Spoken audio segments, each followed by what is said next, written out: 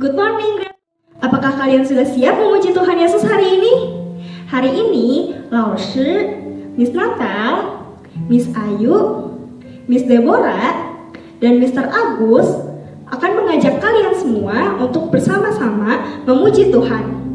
Nah, sebelum kita mulai, mari kita baca dulu nats pembimbing hari ini. Nats pembimbing hari ini diambil dari 2 Samuel 18 ayat 17. Lalu mereka mengambil mayat Absalom dan melemparkannya ke dalam lubang yang besar di hutan itu.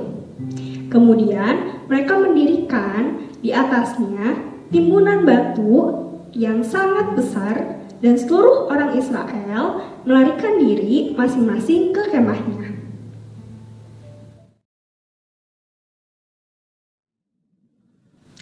Yuk anak-anak, mari kita semua bangkit berdiri, kita sama-sama nyanyikan lagu Kasih Yesus Indah Oh Indah.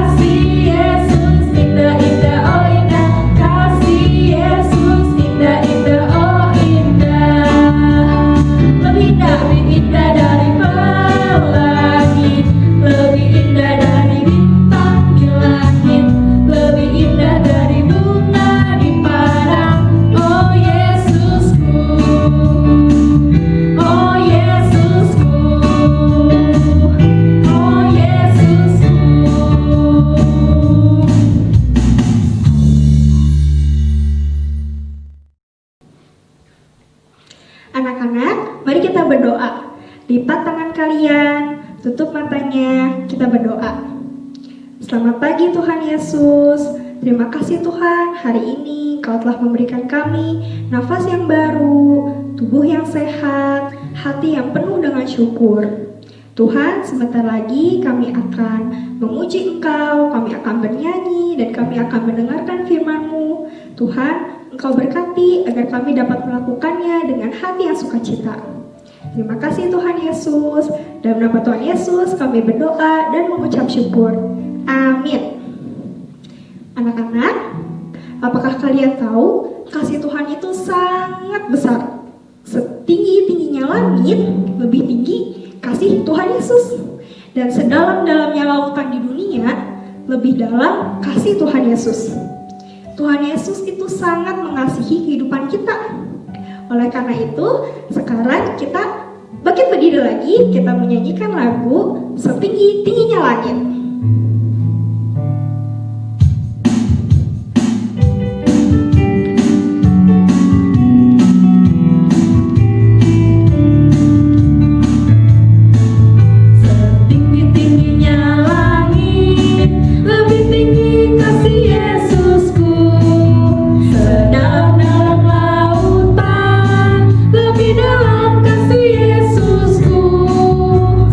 Indah-indah pelangi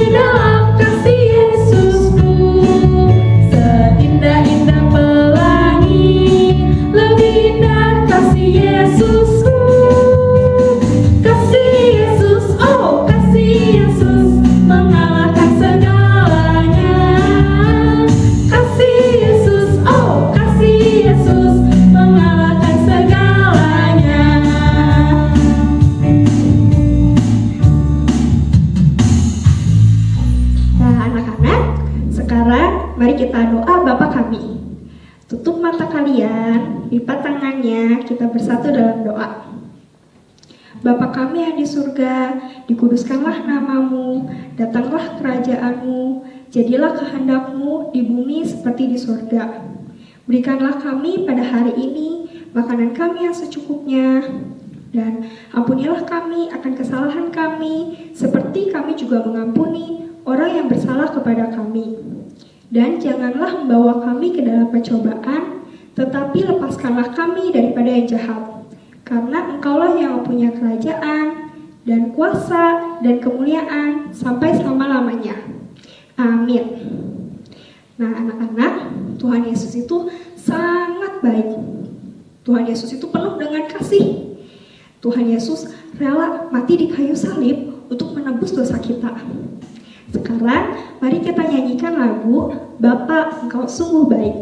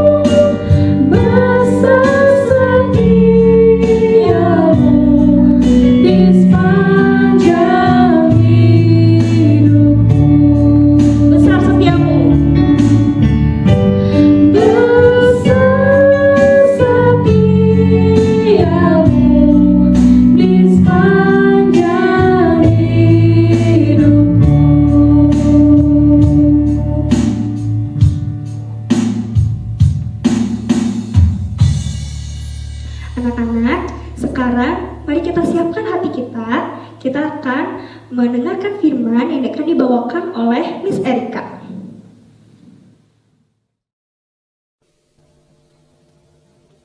Anak-anak, mari kita berdoa sebelum kita mendengarkan firman Tuhan.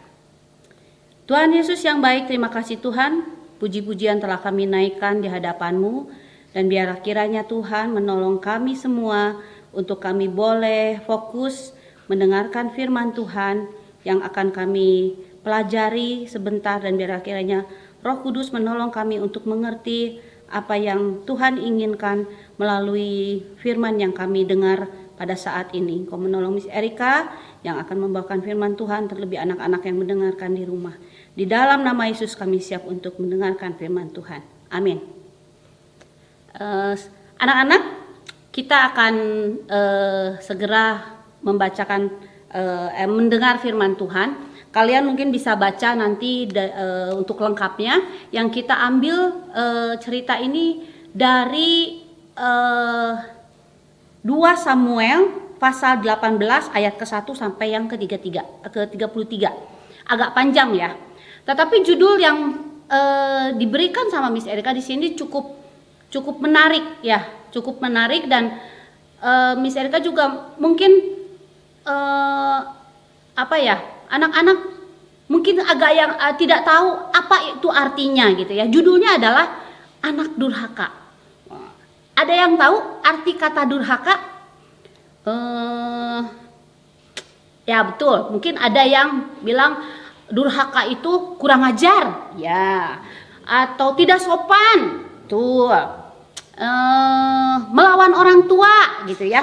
Nah, yang durhaka di sini dikatakan, arti dari kata durhaka ini adalah sikap di mana kita melawan orang tua, bahkan tidak menghormati mereka sama sekali, ya, tidak menghormati mereka sama sekali.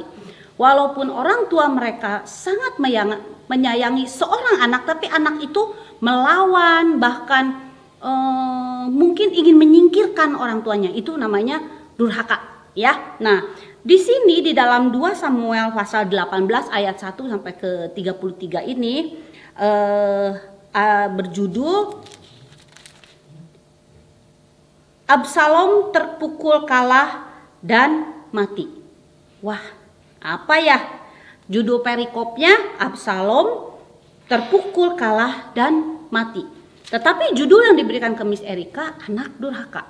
Siapa Absalom ini?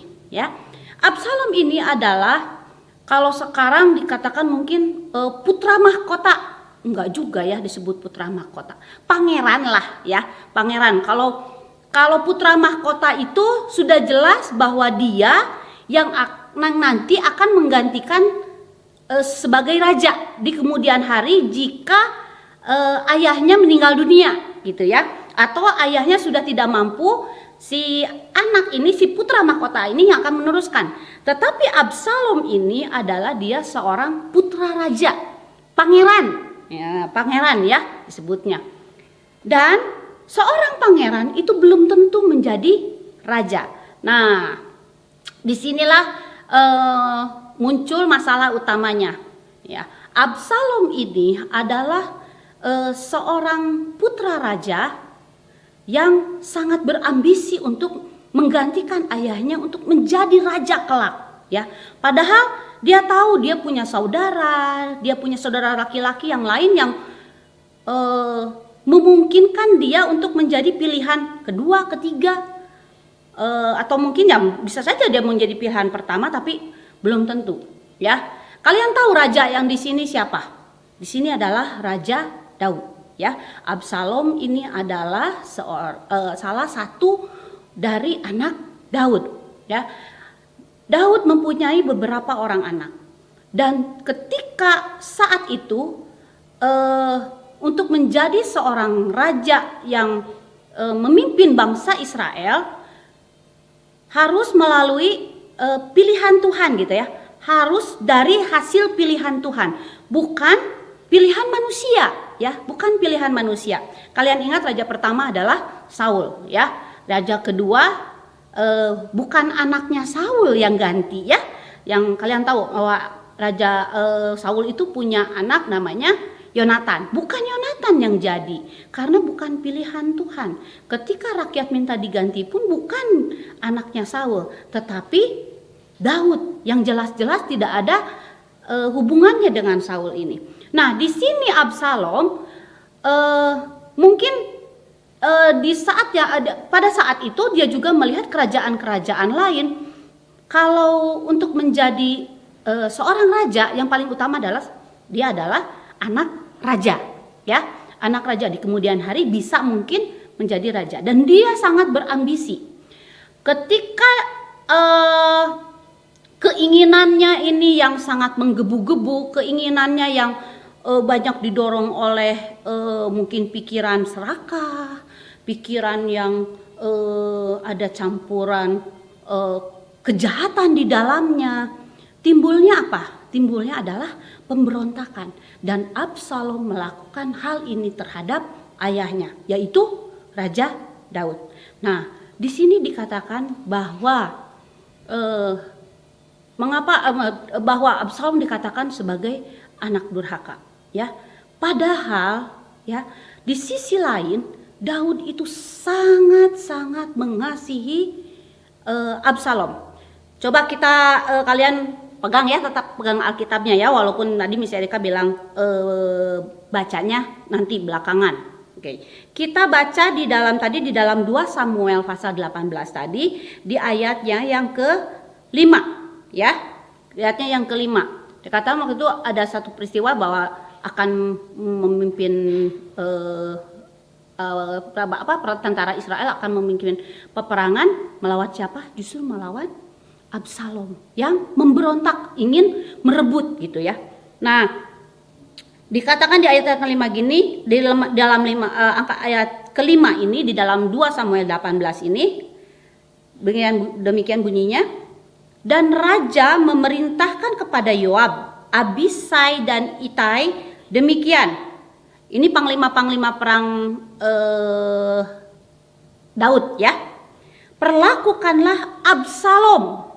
Jelas ya dikatakan, perlakukanlah Absalom, orang muda itu dengan lunak karena aku di sini Daud, ya.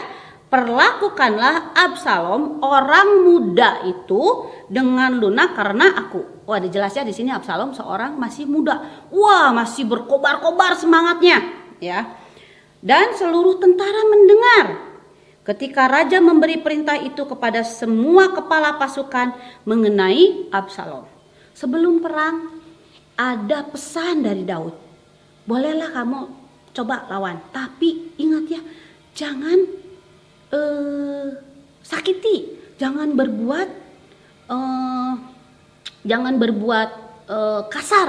Pokoknya jangan dilukai. Ada memar sedikit pun terjadi sama Absalom, lihat akibatnya. Mungkin gitu ya bahasa bebasnya gitu. Nah, berangkatlah pasukan ini untuk ya mungkin secara tidak langsung untuk menumpas pemberontakan ini. Tetapi apa yang jadi, mereka mereka serba salah lah mungkin dalam perjalanan. Tetapi di sini Miss Erika lihat bahwa ketika orang-orang itu harus juga melaksanakan perintah Daud, tetapi mereka lihat juga ada ketidakbaikan, ada salah satu yang tidak benar, ada hal yang tidak benar melalui Absalom ini, yaitu pemberontakan. Mereka harus hapuskan. Terbentur oleh perintah Daud, mereka serba salah. Ya, mereka serba salah. Sampai akhirnya, singkat kata, dalam pertempuran ini Absalom terpukul, tertekan. Dia mundur masuk ke hutan Efraim, ya, ke hutan Efraim. Dan di sana ada satu peristiwa yang ya mungkin disebut sengaja juga mustahil. Absalom lari dengan menunggang seekor bagal. Bagal ini adalah binatang hasil perkawinan keledai dan kuda, ya, keledai dan kuda. Dia menunggangi seekor bagal, tetapi karena dia mungkin terburu-buru, dia tidak memperhatikan jalannya. Dia tidak melihat bahwa ada ranting yang menjulur ke bawah dan menghalangi jalannya. Apa yang jadi? Absalom tersangkut di kayu ranting itu. Ya kalau ada cabang begini, wah jadi tersangkut gitu ya. Dan apa? Mungkin saking kencangnya jadi langsung dan menggantung ya. Dia menggantung di pohon itu dan mati. Ketika ada salah satu tentara yang melihat hal itu, dia lapor kepada Yoab, ya, kepada Yoab, bahwa saya melihat Absalom sudah mati. Absalom sudah mati dan tergantung di antara bumi dan langit, ya, tergantung. Kata Yoab, kenapa kamu enggak tarik aja dia, banting sama kamu ke tanah, jadi benar-benar ada bukti, kamu dapat hadiah dari saya, kamu dapat hadiah 10 sikal perak. Tapi orang ini bilang, tentara ini bilang, saya tidak mau karena saya teringat kepada perkataan Raja Daud. Kalaupun saya mendapatkan uang hadiah itu, hidup saya tidak akan tenang, hidup saya tidak akan damai, karena saya tahu betapa Raja Daud sangat mengasihi Absalom. Nah, di sini kita bisa lihat ya, seberapapun kesalahan seorang anak, tetapi seorang bapak tetap mengasihi anaknya. Dan seorang anak yang tetap melawan orang tuanya disebut durhaka, ya, disebut durhaka. Dan Tuhan tidak suka. Bukan melalui Raja Daud, bukan melalui orang-orang kepercayaan Daud, tetapi Tuhan sendiri yang menghukum Absalom, ya, menghukum Absalom dengan cara tadi, ya. Ketika dia melarikan diri menuju hutan Efraim, dia tersangkut di pohon dan dia mati. Intinya adalah apapun perbuatan kalian lihat betapa tanggapan orang tua kalian itu, ya mungkin ada marah, mungkin ada teguran, tetapi ingat, di balik teguran, di balik kemarahan mereka, ada kasih sayang yang tetap menganggap kalian sebagai anak-anaknya yang sangat dikasihi oleh mereka. Betapapun kesalahan kamu terhadap orang tua kamu menyayangi menyayangi. Dan sebagai balasannya kalian harus tetap menghormati, harus tetap menyayangi mereka. Apalagi bila bertambah tua, kalian bertambah besar, jangan berpikir kalian sudah pintar, kalian sudah bisa hidup sendiri, kalian tidak menyayangi, tidak menghormati orang tua. Ya, sekian firman Tuhan dari Miss Erika. Mari kita berdoa. Tuhan Yesus, terima kasih untuk firman yang telah Engkau berikan kepada kami. Dan biarlah kiranya Tuhan menolong kami untuk dapat selalu menumbuhkan cinta kasih kami kepada orang tua, kepada mama, papa di rumah. Walaupun kami sudah besar nanti, walaupun kami mungkin sudah mandiri, lepas dari mereka, kami tetap menghormati, terlebih kami menyayangi dan dapat merawat mereka. Terima kasih Yesus, kami akan memulaikan hari ini pelajaran kami yang akan kami terima melalui guru-guru kami. Biarlah kiranya Tuhan menolong kami untuk kami dapat mengikutinya dengan baik. Di dalam nama Yesus kami berdoa dan mengucap syukur. Amin.